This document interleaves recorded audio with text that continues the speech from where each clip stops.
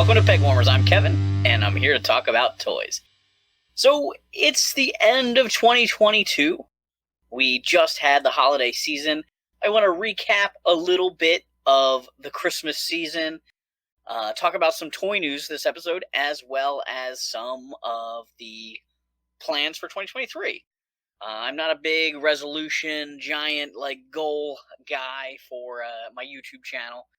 I always have things I'm working towards, and, we'll talk about that towards the end of the episode. It's not necessarily super concrete. I'm going to hit this milestone or that milestone, or I'm going to, land that guest. But, just some stuff going forward. I know this is sort of a laid back episode, but that's partially because I'm recording this the Monday after Christmas. It's going to come out on Wednesday. I got a short production turnaround time here.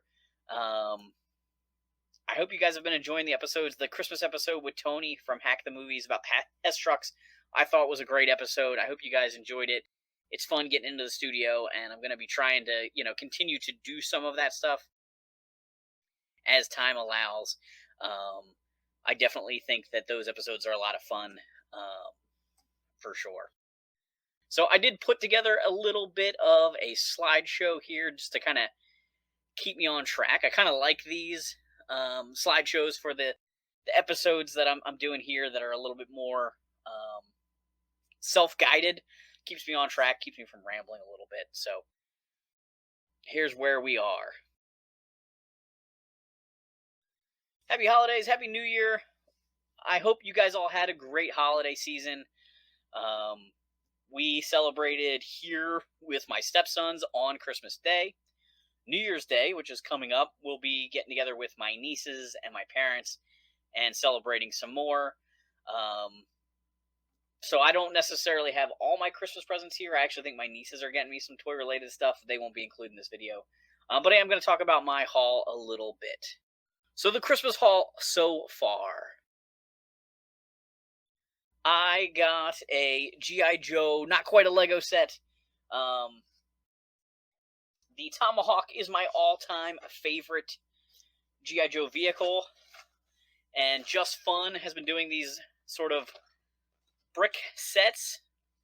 And I was really excited to hear they were doing one based on the Tomahawk. The Tomahawk is my all-time favorite vehicle.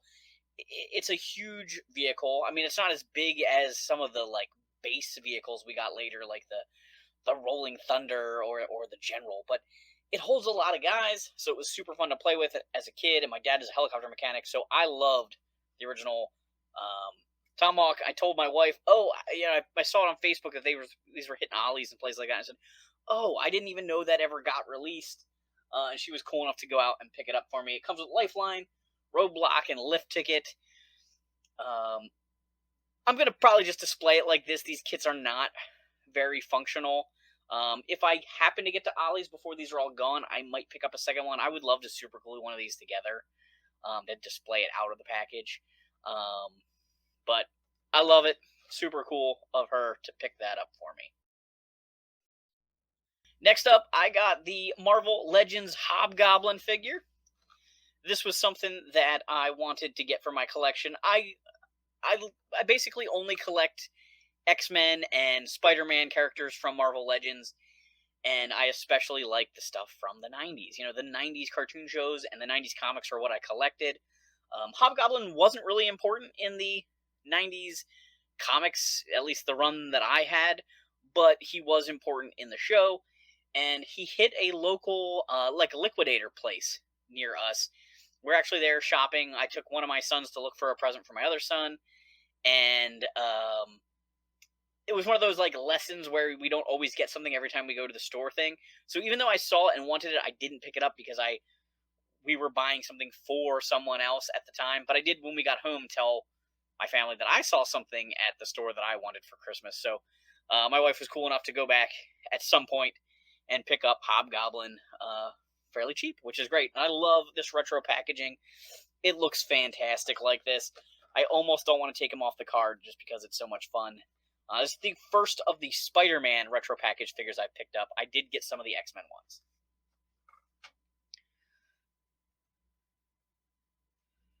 And the G.I. Joe Soaring Lights Blaze Stunt Plane. Yes, you can't get more fun in a cardboard box than the G.I. Joe Blaze Light Stunt Plane. This is another one of these inexpensive toys that Just Fun has put out. It's a G.I. Joe foam glider with some little LED lights in it. My wife said to me, she goes, you know, I know you like the weird G.I. Joe licensed stuff, and if this isn't basement worthy, if this isn't cool enough to have in the collection, then you can put it together with the boys and play with it outside with them. So, this is definitely weird licensed stuff. I would definitely love to put it down here in the basement. I need to get this basement set up so bad. I'm trying to come up with plans, trying to finalize how I'm displaying stuff, but I have so much stuff. And this is a big basement. I cannot complain. I have a lot of space, but trying to figure out how to display it right and what gets wall space and what gets shelf space and all that other stuff, it's a little tricky. So I don't know what's happening with this plane yet, but I'm definitely excited to have it in my collection. It's just one of those weird, silly things. And since G.I. Joe had foam gliders early on in the days, now those you could actually put a guy on them, which is cool. This just has a cool place in G.I. Joe history with that. I would love to like rubber band a tan grunt on this thing and chuck it through the yard and see how it flies. If you ever want to see video of the vintage ones flying, you have to check out Hooded Cobra Commander 788's video. He actually threw the Falcon glider in his review, which is mind-boggling.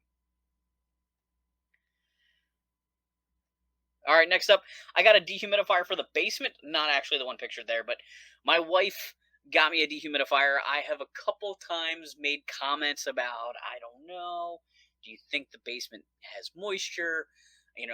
Everyone kind of says it has sort of a basement smell, but not like a wet basement smell. I can't quite figure it out. But I am very concerned about my stuff. So my wife picked up a dehumidifier for me, picked out a really nice one that's supposedly able to dry a bigger space than I have.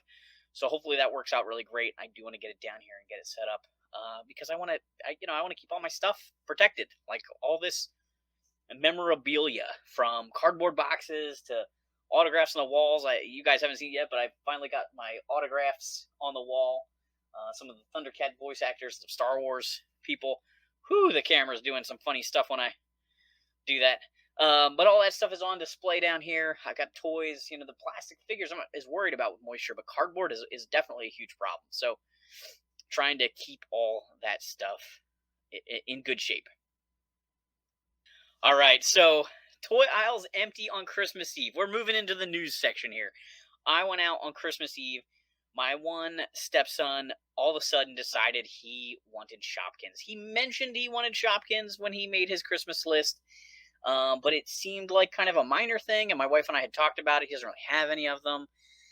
He does have a lot of little, like, figurines. He's really into Ryan's World stuff, but it's all about the opening. The hunts. You get the blind bags, you open it up, and then he doesn't really do anything with them after that. Occasionally I'll see him playing with them, but really just, it's more of like the accumulation of stuff kind of a mentality, which I get as a collector. So we just didn't really high prioritize Shopkins because of that. There were other things that he said he wanted that he actually like interacts with more, like art supplies and some other things like that. And that's what we focused on. We got him a ton of Ryan's World stuff because he really always talks about Ryan's World being, one of his favorite brands. So we had like one little Shopkin thing in his stocking. And on Christmas Eve, he was talking about Shopkins. So more and more, he was talking about Shopkins. And we were like, oh, we messed this up. We blew it. We didn't get him Shopkins. We need more Shopkins. So driving home from my aunt's house on Christmas Eve, like 4:30 in the afternoon, we stopped at Walmart. I stayed in the car with the kids. My wife made up a story where she was looking for something. She went in. She found one other little pack of Shopkins. She bought it, put it in her pocket to come out, and said they didn't have what she was looking for. Handed it to me. So we came home, and then I quick ran to Walmart and Target. We had already looked online on the car ride. Walmart was supposed to have it. Target was supposed to be sold out. I got to Walmart. They were closed. I got there like as they were closing, and they were already closed. So I went over to Target, who was supposedly sold out, but I figured Might as well look around. You never know. There's nothing. The toy aisles were decimated. So trying to do a little bit of last minute Santa magic. So he got 2 Shopkins blind bags in his stocking, and they were both identical Shopkins. So that was a little disappointing for him. That's how it goes. I think he still had a good Christmas. All right. Ultimates ThunderCats by Super 7, the Reptilian Warrior, the Reptilian Brute, and the Reptilian Guard. These guys were recently announced. They look incredible. I always thought it was neat in the cartoon that there was actual races to these. Slithe is the named Reptilian. Yes, Slithe. And Monkey N is the named Monkey Man. And, there were background characters.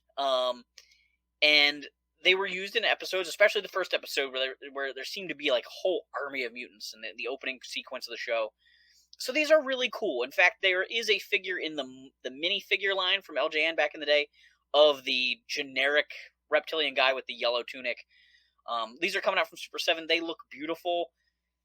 I'm passing on them. I thought I was going to be all in on the ThunderCats line, but then I passed on Invisible Jaga. It's just a repaint. And I'm passing on these guys. Now, these guys use a lot of tooling from Slithe, of course. And they're really cool. I really like them. But at $55 a piece to buy nameless, faceless army builders that are just going to fill up a shelf that's already kind of full and make it overcrowded, I just got to pass. If ThunderCats was the only thing I collected, I would get these for sure. They look fantastic, and I love the concept of it. I do not blame Super 7 for making these. I don't think this is just like a cheap money grab. It is a decent figure that uses some retooled parts. In some ways, I don't know. I kind of wish you could get more out of a pack of them. You get a little variety. If you bought 2 of the same, you get 2 different heads. I don't know. I can't figure out how I would want to get more diversity, because you're still getting one pack is one body, so it doesn't matter if there's 2 different heads. I would never buy 6 of these to display. 3 of them with both heads. But they're really cool. They're really cool. Let me know in the comments down below what you think of these guys. I love the Ultimates. I collect so many Ultimates lines, but it is financially a burden how fast the waves come out. Like, I have all the G.I. Joe ones on pre-order. They haven't come in yet. I have lots of Ninja Turtle ones. I have lots of ThunderCats ones. The Silverhawks are coming. Or did they come in? I don't think they came in. I don't even remember. That's the other problem, is so many of these toys I've been collecting and just keeping boxed because I was moving. I don't even know what I have anymore. It's pretty sad. They're actually all like here, and the brown boxes they come in, the shipper boxes, don't say anything on the edges, so they're just like a shelf of brown boxes here. It's kind of crazy. All right, the kid adult market is booming in the toy industry. This is an excerpt. You guys may have heard about the kidult article, which is friggin' weird and annoying. This was another similar sort of a follow-up article from Fortune.com. This so-called kid adult market is significant. Ages 18 and older represent 14% of U.S. toy industry sales, or $5.7 billion in 12 months ending in September 2022. So this is not the kidult article where they were lumping anybody over, what was it, anybody over 12 or something like that. That was ridiculous. And also it made it really inflated because it said it was 25% of the market. Well, yeah, a good chunk of the toy market should be older kids, right? I didn't stop playing with toys until I was in like 6th or 7th grade. Yeah, I tuned it back. Yeah, maybe I'm not a normal toy person or a normal person with my interest in toys. But everybody I knew still had some type of toys, whether it was Lego or whatever, when they were in like 6th grade. Yes, action figure play had toned down for sure. 4th, 5th grade, it was starting to peter out. But the way they lump everyone together is a little bit bizarre. I do think adults bought more toys in the past couple years than they had based on COVID and things like that. People got into some of those recreational hobbies like Lego building while they were stuck at home. But there's always been adult collectors in Lego and things like that. And that's another one of those facts in those articles. I would love to see breakdowns, because we think of action figures when we think of toys, as action figure collectors. But if you count games, well, a huge portion of games, yes, go to little kids, Candyland, and Chutes and Ladders and all that stuff. But also, what about like Ticket to Ride, Settlers of Catan, Dungeons and Dragons, Warhammer 40,000? Some kids are playing those, but a lot of adults are playing those also. And then things like Lego. Yes, there's Lego Friends kits for little girls, and there's Lego Town for little boys and Marvel stuff. But there's also these like sets where you build a mosaic of the Beatles' faces, and that is not made for kids.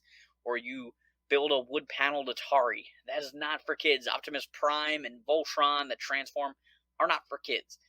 So those brands that are definitely tapping into that adult market, lumping them in to make the sales look the way they do. If you really want to talk about adults in the toy market, what percentage of the toy market is made up of people buying Super 7 type stuff that are those collector toys? That's kind of where the facts get a little murky. But I would love to know what your thoughts are on all of this, the kid adult market. At least, when you're 18 and older, it's actually like adults that they're talking about here. It grew 19% since the 12 months ending in September 2021, according to the NPD Group, a market research firm. The group also enjoys the second fastest increase after customers ages 12 to 17. So yeah, like teenagers who still sometimes play with toys a little bit, that market grew, and adults grew. All right. I mean, I think we've been on a trend for a while here of toy collecting being much more common and much more acceptable as comic book collecting got to be more acceptable, and shows like Comic Book Men and The Toys That Made Us and all that other stuff has made toy collecting a lot more prominent. So anyway, there's a couple different articles around this topic, and I just kind of wanted to mention it, talk about it a little bit, see what you guys think. More McFarlane superpowers. I don't know if I've mentioned these before in a previous episode. I mean, I did a mini episode on this toy line. It's pretty cool. I mean, would I love it if they had superpowers, action features, where you squeeze the legs? Yes. Do I want clothy capes? Oh yeah, I'm looking at you, Wonder Woman. But the fact that they're making characters that were never in this line is great. We got Nightwing there. We've got Deathstroke. Wonder Woman getting an update, not looking like her 80s superpowered Wonder Woman is an interesting choice there. And kind of goes along with like the Batman they did for this line already. I love it. I hope that this line succeeds. I hope McFarlane can keep making a ton of these superheroes, because I think they're a lot of fun. What characters would you guys like to see? It's interesting they're making this Nightwing, because that's not what Nightwing would have looked like if he had been made in this line. I hope they do way more Bat Family characters. But let's keep it going. I really do think that the superpowers line is a lot of fun. I'm not really collecting any of the larger size McFarlane superheroes, so at the price and at the scale, I kind of like this line a lot. Willow reaction figures from Super 7. So Reaction is doing old style Willow stuff, or reaction figures based on the original Willow, old style, the original Willow film. They're also doing figures based on the new Willow TV show. I have not watched the TV show. Have you guys seen it? What do you think?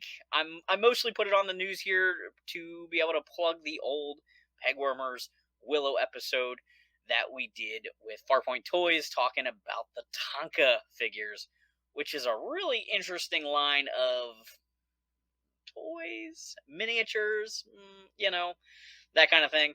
So anyway, if you haven't seen the Willow episode of Pegwarmers, please check it out. McFarlane, again, producing toys for Teenage Mutant Ninja Turtles. Let me switch this over to a single view so you can get this a little bit bigger here. All right. Oh, no, I'm covering it up. Let me go this way. Whew. All right, so this is a listing of products.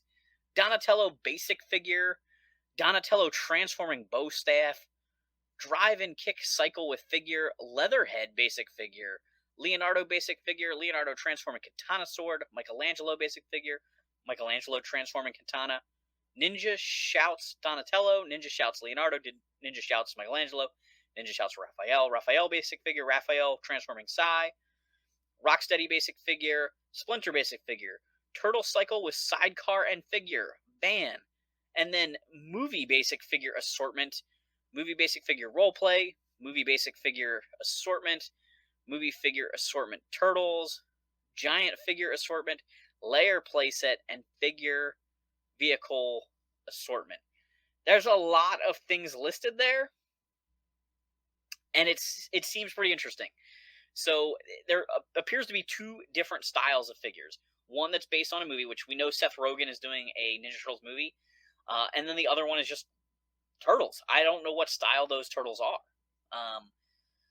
Are they going to be based on the original cartoon? There are so many lines right now for Ninja Turtles. It's crazy. Like, NECA has Toon Turtles, Movie Turtles. Super 7 has the Ultimate Turtles. Playmates is reissuing the old Turtles. The Loyal Subjects, they're making turtles. Have you seen the ones they did? They did the turtles from the cartoon in their disguises, like the street clothes from the original miniseries, like the white jacket with the studs on it and stuff.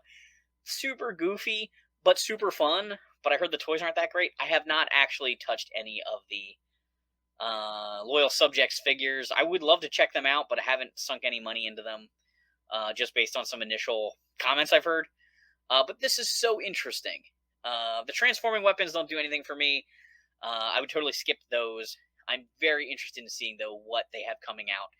There's a van, a layer playset, so it's going to be a big line. It's going to have a big planogram here, it sounds like. And I think that's all very exciting. Next up, the Barbie trailer is out. Have you guys seen this? We've talked about it on the show before. Barbie is getting a movie from Mattel.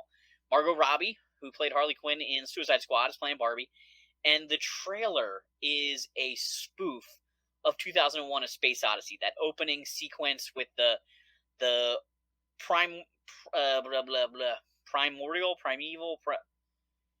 primitive man. That's the word. Primitive man. The ape men who are like beating the bones, and they touch the obelisk and they throw the bone in the air and it becomes a spacecraft.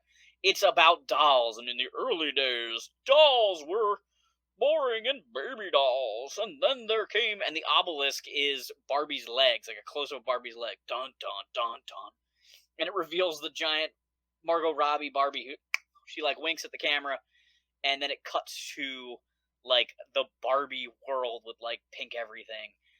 It looks super fun. It's super tongue-in-cheek. I know that I'm not a Barbie person, but I am looking forward to this movie, because I'm hoping they're doing a really good job with it. Like, movies don't always have to be so super serious. Like, they tried to make the G.I. Joe movies very serious by putting them in black uniforms and explaining everything about their super secret underground base, and maybe that works, but also I think you could do a live-action G.I. Joe thing that felt very much like the cartoon, and it might be fun. And I'm hoping maybe Mattel can try that and do a goofy movie that, seems like a kid's movie on the surface, but, like, has jokes for the adults, and might just be fun for everybody to go see and promote the toy line, which is the ultimate goal. So yeah, let me know in the comments down below if you guys have seen the Barbie trailer, what you think of it. I think that opening sequence 2001 spoof is perfectly executed. All right, Hasbro Sustainability Report. I don't remember what this article was called exactly. I saw this on toybook.com. But basically, Hasbro recently did a big, like, shareholder meeting, and it piqued my interest because I want to see if they talked about the closed package toys.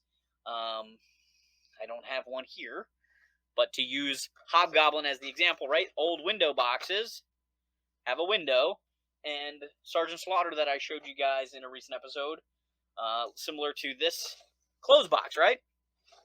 Closed box tends to be things that are games or things you assemble, because they have lots of pieces, and action figures tend to show you the figure for action, for value, right? Here's the figure, here's the accessories. Hasbro's been doing closed boxes on G.I. Joe, Marvel Legends, Lightning Collection, and I was wondering if they were going to address it, because everyone keeps thinking this is going to go away. So one of the things they said on here regarding the planet, Hasbro is attempting to reach an overall goal of sustainability. The company began measuring its greenhouse emissions decades ago, and hopes to decrease to net zero emissions by 2050. Okay, well, we got some time there, but that's also a lofty goal. Additional initiatives have been explored, including programs like recycling Magic the Gathering booster pack wrappers. where are they doing that? How do you recycle them? Do you mail them back to them? Is there a little dispenser in the store you shove them in? I don't I don't even understand that part, but okay, that's cool. They're exploring it. There's a sustainable line from Play School. Hasbro has devoted a section of this report to climate risk and blah blah blah blah blah. Didn't mention the cardboard boxes without windows as an initiative or as a thing. That's what I was hoping for. So I just kind of throw it in here anyway, mostly because the magic thing kind of intrigued me when that came through. Has anybody seen this option to recycle magic package wrappers? I'm dying to know about it. Amazon secures the rights to a Warhammer 40k universe. Um, I've mentioned it on the show before. I've never done an episode about Warhammer, but I love Warhammer 40,000. I don't actively play it currently. I would love to get back into playing it, but that would probably mean that I didn't have time to do the show. I got back hardcore into painting Warhammer during COVID and haven't painted much since. Would love to get back to painting. Have kind of a plan to have a space down here in the basement to paint. I would love to do some wargaming stuff with my sons when they get a little older. I would love to get back into wargaming with my friends. It's a cool universe, the 40k universe. And so Amazon has secured the rights to the intellectual properties of Warhammer 40k, owned by Games Workshop, for a series, films, and more. Actor Henry Cavill from Man of Steel, Mission Impossible, is a longtime fan of the franchise and is attached to star and executive produce. So, obviously, we just recently heard that Henry is out as Superman, and he doesn't seem to care because he's going to do Warhammer. I don't know what he's going to be in the Warhammer universe. Is he going to be a space marine, an inquisitor, an Imperial Guard guy, the Emperor? I don't know what part of the Warhammer 40k universe they're going to choose to make a story of for TV, for streaming. But I'm all for it. I hope it looks good. There are some really cool Warhammer animations out there. Also, I thought Warhammer for Games Workshop just did like a streaming service, and now they're letting Amazon do something. I'm a little confused about that. Maybe the Warhammer streaming thing already failed and I just didn't hear about it. I mostly just heard about it because there was a really cool model inspired by 2nd edition that they were giving away to people that subscribed early on, and I was like, I'm not subscribing to get this model, but the model's cool. I don't know. Are you guys excited? The Joy Toy stuff from Warhammer looks really cool. The current line, the models are neat.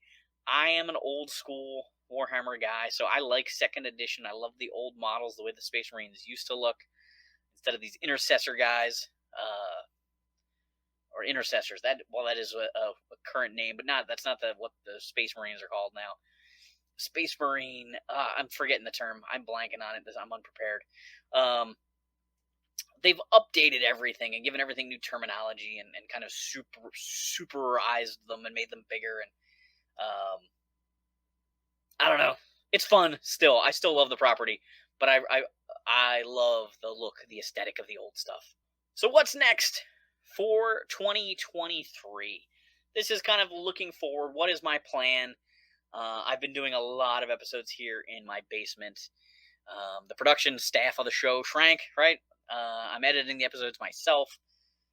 Some of the episodes are better than others, I think, editing-wise. I'm doing it on a pretty quick turnaround in a pretty short period of time. The old show, on the original run before the hiatus, we were always pretty far out, filming ahead of time, which made it a little bit easier to edit and check for mistakes and things like that. Whereas now I'm mostly filming the week that it's coming out. So I'm filming it and then editing it and then rolling it out. And so I often don't watch the render. I edit it in the computer live, import the footage, edit it, and just upload what comes out. And so if there's a little glitch in between a clip or something like that I missed, it's just in the episode. I think I caught one in the Hess Truck episode that annoyed me, where it sort of flashed to another camera for a split second. And I've been using this StreamYard service to help me do some of these type of episodes, which are basically no edits, which is helpful for me to get these episodes out. This week with the holiday, just an episode wouldn't have happened. And this isn't like a full-blown deep dive episode with a guest and a whole toy line or anything like that, but it's just sort of a, a quickie update to keep content coming out, talk about some of the news, since I've sort of pulled out the news segment from most episodes that we're doing now. Sometimes we put the news in there, but I'm also trying to kind of keep the news as its own thing sometimes, so that way the main episodes, the core episodes that have a show topic, the what's in the thumbnail is what we talk about right away. So, if it's the Willow episode, there isn't 20 minutes of us talking about the news ahead of time. It's just boom, intros and roll into it. So it's something I'm trying out with the post hiatus format. We'll see what happens from there. So some of my what's next, I want to get this basement and the displays set up better. One, it's going to make it more fun for me to film down here. Two, it's going to make it easier for me to shoot other episodes here or at the office because I have access to my stuff better. I'm still looking at a mountain of bins, and it drives me kind of crazy. But that doesn't really necessarily affect the show, but I'm also kind of considering trying to film some stuff with me setting that up and possibly making that into an episode. I want to get back to having guests on the show more regularly. Since hiatus, I had Chris from Long's Toys on for a live episode where we did a news episode like this. I had Chris from Comic Tropes on for the Hot Toys episode. The Halloween episode and the Christmas episode had Tony from Hack the Movies, and Joe Lascola was in the Halloween episode. But I want to ramp that up. I don't want to have one guest a month kind of thing. I want to try and get more guests. It's just been scheduling. It's tricky because a lot of these things I'm filming kind of last minute. I bought a microphone to help shoot these home episodes. It's been the number one complaint about these episodes. The sound quality isn't as good. So it's kind of a weird thing. Sometimes, if I'm using StreamYard, I'm using a web camera and this little microphone right here. Other times, I'm filming episodes like the RetroCon episode, the G.I. Joe's Classified Sergeant Slaughter episode, just using a little handheld camera and the built-in mic on that. So I know that is kind of messing with the quality a little bit. So I'm trying to find that balance. I'm trying to improve quality without increasing the production time too much. I'm trying to find that sweet balance, but I did invest some money from the Patreon. I have a Patreon here for the channel, a small core group of guys that support the channel every month, and they still are supporting me even though I'm giving them less bonus content. I just don't have the time now that I'm editing. I am throwing some bones over there once in a while. I do want to try and do another live episode, private live episode just for those guys to hang out and talk with them. Some of the guys are on the $5 tier and they get the Discord. That's actually probably where I'm most active because I can do that quickly. But I definitely owe everybody on Patreon an update again. But I'm using the money from the Patreon, from their support, to get a microphone to help improve the show for everybody. So that's kind of what's going on there. And I want to get back in the studio more come February and going on from there. It's really hard this time of year. I've mentioned before, I have a commitment through my work, my day job, where I'm putting in extra hours running an activity in the evenings, a couple nights a week. So I get out of work later 4 nights a week, and 2 of those nights it's very late, like after dinner late. And that really makes it hard for me to schedule filming at the studio with guests and things like that, because sometimes those things get shifted and it just, a lot of my evenings are tied up. So it's making it a lot harder, but I do want to do that. It's the most fun format of the show for me, and a lot of you guys have said the same thing. So it's definitely something I want to get back to doing. And in February, partway through February, when my special extra work commitment ends, it makes it a lot easier. I tried to set up something with Farpoint right before Christmas. I actually was hoping to bank a couple episodes so I could drop one in like November and December, and maybe even one in January if we were able to film ahead. But it didn't work out. Things just got busy, and we ended up having to cancel the shoot. And so I haven't been able to reconnect with those guys. There's other people that have been on the show, and it's just been tough. Everyone's got a lot of stuff going on in their lives. But when my schedule frees up a little bit, it then gets easier for me to try and schedule. Because right now, when my schedule is up in the air, it's super hard for me to call somebody and be like, "Hey, when are you free to shoot?" I have no idea when I'm free, but let's try and work something out. it gets really hard because I'm balancing my schedule, their schedule, and the studio's schedule. The studio is very flexible, but it's 3 things I got to balance. So I'm hoping to move back into that a little bit more in the near future. I appreciate those of you that are hanging in there and enjoying the show in whatever format it's in. Feel free to let me know if there's things that you would like to see. I have a list of ideas. People give me ideas all the time. Some of them are easier than others. I really love the episodes in the studio where we have like the whole toy line or the whole slice of the toy line, whether it's all of Night Force or all of the Willow toy line or just a really big selection of something. I want to do more of those. We did Series 1 of Ninja Turtles at one point. I think that stuff is all really great, and I want to do more of that. So, if you have ideas, you can throw them out. It doesn't mean it's going to happen now, but if I know people are interested in something like that, then I'll keep it in the back of my mind and try to focus on it. Like some of these things, if I could get my hands on the full toy line, I would shoot a video on it. If I owned it, if I had a friend that owned it, and that's what's so great with the partnership with Farpoint and Jordan from Geek Anything that has been on the show several times. Like he has brought in some amazing stuff for the Pointless Toys episode, which is hilarious. So that's the kind of stuff that's going on, and I hope you guys enjoy the show, share the show. It's really a big way for us to grow. If you have a friend that you think might like it, pass on the link, let them know. Make sure you hit the like button. Make sure you're subscribing to the channel. Thanks for hanging on the peg with me, guys.